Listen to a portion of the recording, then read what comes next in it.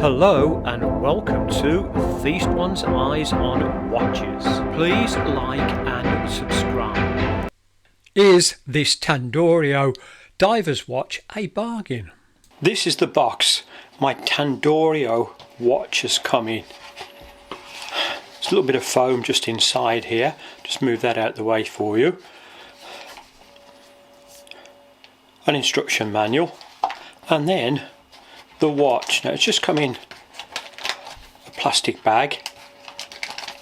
I'm going to get this out of the bag, then we'll have a look at this watch in a lot of detail. This is a Tandorio diver's watch, and it cost £43.28 from AliExpress. Now I had to put some tax on with this, so getting it into the UK, the final cost was £46.52. Now let's have a look and see what you get for your money. Well, the first impressive thing is that sapphire crystal and a ceramic bezel as well, which is 120 clicks, and there's no backplay.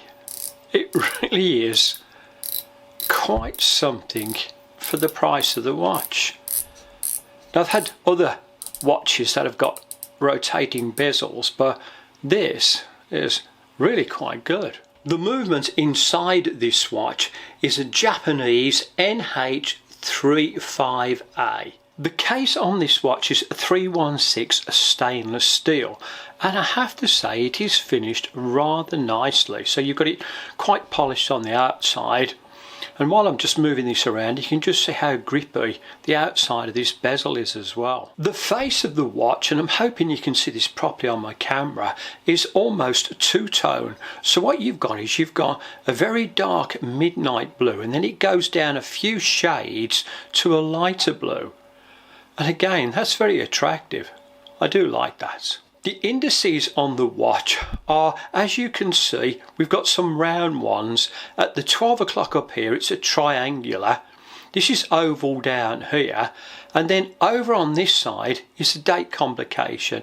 And that is slightly framed. The hands on the watch are, as you can see here, this is the minute one at the top. So it goes into an arrow shape. The one on the bottom down here, again, just goes down into a very fine needle point. So they're quite chunky to start off with. Then the second hand, as you just see this moving around, is just a needle point. Now, all of these, when you're looking at the indices and the hands on here, have got some quite powerful lume, which I'll be showing you later. The logo name and the writing automatic down here, diver's watch or diver, is printed onto the face, and it's printed but it's quite legible and it's quite clear to read as well. The crown on this diver's watch is a screw down crown, and it's got guards just on either side of the crown here. You'll first of all need to turn this anti-clockwise just to release this screw down crown, and then if you want to adjust the time on this watch, you pull this out all the way to its second click, and then you can adjust this. Now you'll see once I'm adjusting this that the second hand has stopped, so this watch is hackable, but it does feel quite nice and solid as well. And then once you've set the time, push this back in, and don't forget to screw that back in place. You can hand wind this watch. I know it's automatic, but again, if you just unscrew this, you just have to wait for it just to pop out, so you can just see it's come out from there, and then turn this clockwise and you can wind this up. Now, I think the power reserve on this is at least 40 hours. So again, for the price of the watch, that's very, very good.